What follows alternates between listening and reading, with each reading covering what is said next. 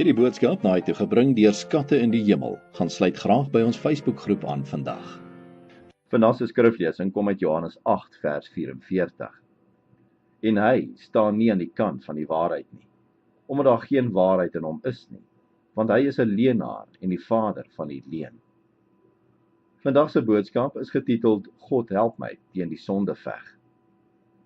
Efesiërs 6 vertel ons presies hoe God se wapens lyk. Allereers moet ons die gordel van die waarheid aansit. Om teen Satan te veg, is die waarheid 'n besondere belangrike wapen. Satan is immers die oorsprong van die leuen. 'n Mens moet jou nie van enige iets deur Satan laat wys maak nie. Alles wat hy sê, lieg hy.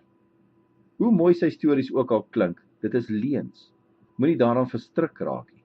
Veg terug met die waarheid. Het Adam en Eva dit maar gedoen? As hulle met die waarheid sou geveg het hulle die verbode vrug laat hang.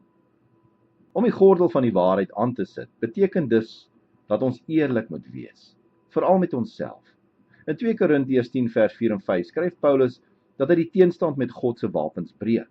Met God se wapens ontseën nie Paulus die leuns van Satan. Die wapens is kragtig om redenasies te vernietig en ook elke skans wat opgerig word teen die kennis van God.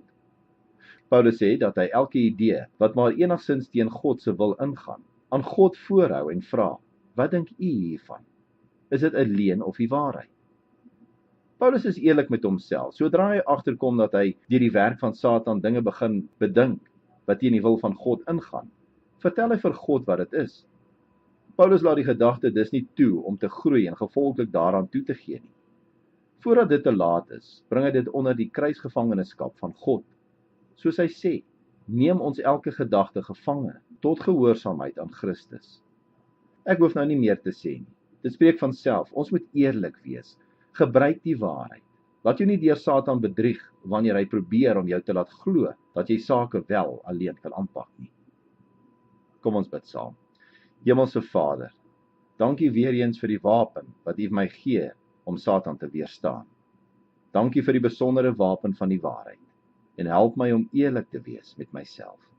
Ek bid dit in Jesus naam. Amen. As jy soortgelyke boodskappe wil ontvang maandag tot Vrydag, sluit aan by ons WhatsApp broadcast groep. Stuur net jou nommer na 072 581 2973.